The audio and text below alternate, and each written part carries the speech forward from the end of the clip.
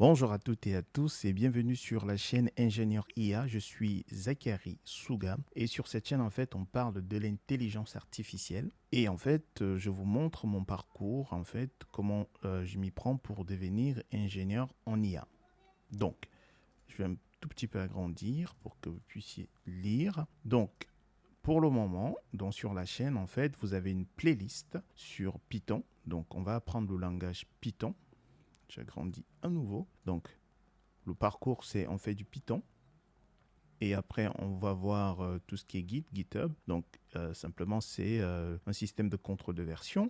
On va voir également les structures de données et les algorithmes, du SQL, le langage SQL, des mathématiques incontournables en intelligence artificielle. On va voir comment préparer et visualiser les données. Donc la préparation des données se fait avec Panda et Matplotlib. Et pour la visualisation, c'est avec... la préparation se fait avec Panda et NumPy et la visualisation se fait avec Matplotlib. Pour du machine learning, on va utiliser principalement du scikit-learn et pour du deep learning, on va utiliser PyTorch. Alors, pour mettre à disposition nos modèles, pour que d'autres personnes puissent interagir avec ces modèles-là, on va étudier en fait l'un de ces frameworks-là. Donc, on a soit Streamlit ou Flask ou Django. Par la suite, pour empaqueter tout ça, on va utiliser Docker. Et à partir de là, on va commencer à postuler pour des postes juniors ingénieurs en intelligence artificielle. Si c'est quelque chose qui vous intéresse, vous vous abonnez et on fait le parcours ensemble. Dans cette vidéo, nous allons parler des objets itérables. Ok, donc, j'ai une question pour vous. Si je fais, on a vu les boucles for dans la précédente vidéo, if, élément, in, 50, 2 points, print, élément. À votre avis, on aura quoi en sortie? Ici, on va avoir une erreur. Et cette erreur nous dira que, en fait, on ne peut pas itérer un entier. Ok. Maintenant, la question qui se pose, c'est quoi un itérable? Un itérable est un objet capable de retourner ses éléments un par un. Ce qui signifie que nous pouvons parcourir l'objet en fait dans une boucle comme avec la boucle for. Exemple, si on a une liste comme ceci, en fait, on peut parcourir l'ensemble de nos éléments un par un. Donc, la liste est un itérable. Le dictionnaire, par exemple, est un itérable. Comme ça. Les tuples, c'est un itérable. Les sets également.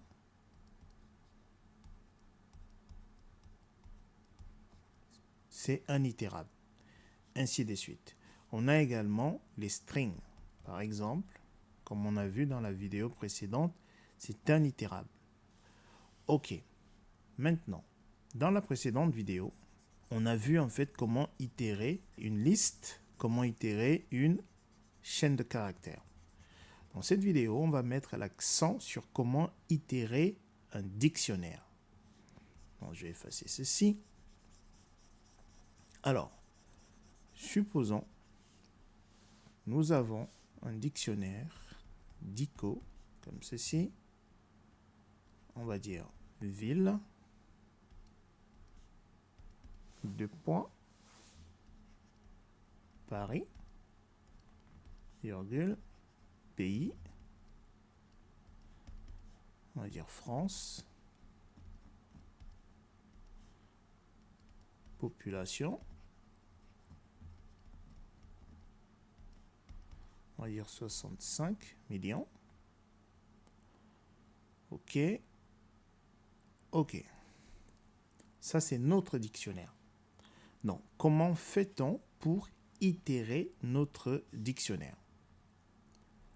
Pour cela, si on fait for item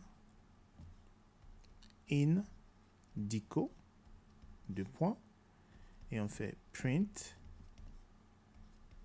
item, on aura quoi en sortie d'après vous? Ici en sortie, on aura ville,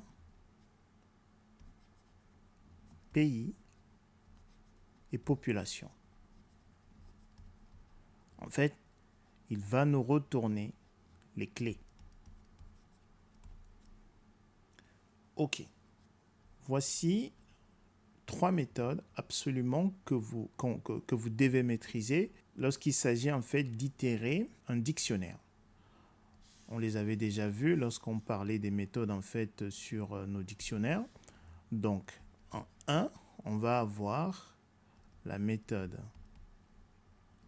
items.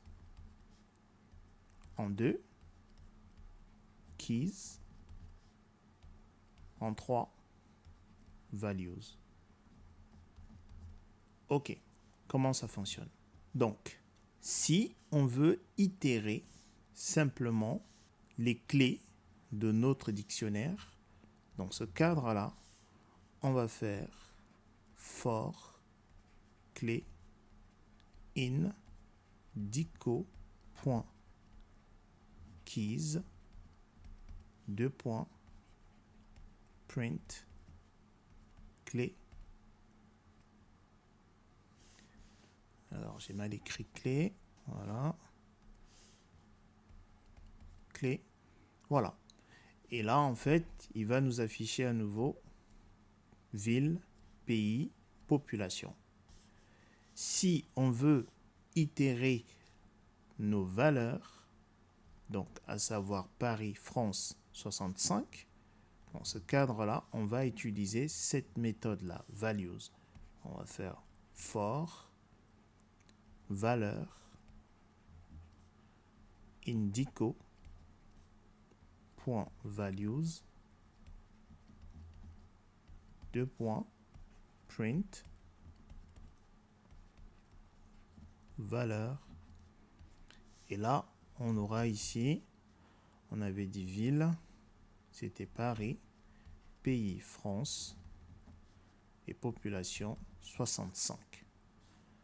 OK, maintenant si on veut itérer à la fois nos clés et nos valeurs, dans ce cadre-là, on va utiliser la fonction items. Donc ça fonctionne comme ceci. For, donc ici, on va déclarer deux variables.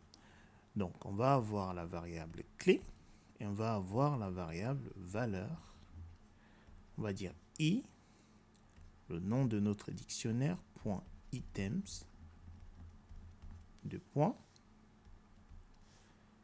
Ici, si on fait print de clé, virgule, valeur, en sortie, on aura ville, virgule, Paris, pays, virgule, France et population, virgule, 65. Donc, lui, il va contenir, en fait, cette variable-là va contenir nos clés et la variable valeur contiendra, en fait, nos valeurs. Donc, voici comment, en fait, on itère, on parcourt, en fait, notre dictionnaire. Très bien. Donc, maintenant, on va se rendre dans notre IDE et on va pratiquer ce qu'on vient de voir là. Ok, nous voici dans notre IDE. Donc, on va avoir un dictionnaire, dico. Et du coup, on va avoir donc ville, deux points. On va associer donc la clé ville à Paris. Ok, virgule. Et on va dire pays, qu'on va associer à la valeur France, virgule, et après on va dire population. Ok, 2.65. Ok, donc on a dit que on a trois méthodes absolument à connaître si on veut itérer notre dictionnaire. On a la méthode keys, après on a la méthode values, après on a la méthode items. Deux points. Alors ici c'est pas des majuscules, hein, c'est des minuscules. Hein. Ok, donc on a vu comment ça fonctionnait. Si on fait for par exemple, nom de notre variable clé, in le nom de notre dictionnaire, point items, deux points, si on fait print de notre clé, ici en fait il va nous retourner, regardez ce qu'il nous a retourné ici, lorsqu'on utilise la méthode item avec une seule variable ici, en fait il retourne un tuple, c'est des tuples qu'il retourne. Ok, donc maintenant si je fais clé, virgule, valeur, je déclare une deuxième variable ici, et que je retourne, si je veux juste retourner là la clé, regardez cette fois-ci, il m'a retourné que des clés, ville, Paris, population. Si je veux retourner la valeur, je peux faire valeur, et cette fois-ci, il va me retourner que les valeurs, donc Paris, France, 65. Maintenant, si je veux les deux, je peux retourner clé, virgule, valeur, et là, exécute, j'ai bel et bien les deux. Ville, Paris, pays, France, population, 65. Ok. Maintenant, on a vu qu'en fait, on avait également les méthodes keys pour itérer en fait les clés. Donc, dans ce cadre-là, on fait comme ceci. Voilà. Si on exécute ici, on va juste itérer nos clés. Donc, ça va nous retourner ville, Paris, population. Pareil, on a une autre méthode qui est values, qui va nous permettre d'itérer nos valeurs. Et donc, on nous donne une variable ici qu'on va appeler valeur. Et du coup, si on fait ceci, et là, on a itéré en fait nos valeurs, les valeurs de nos dictionnaires. Ok, voici ce que je voulais partager avec vous dans cette vidéo. Nous nous retrouvons dans une prochaine vidéo. Portez-vous bien. Peace.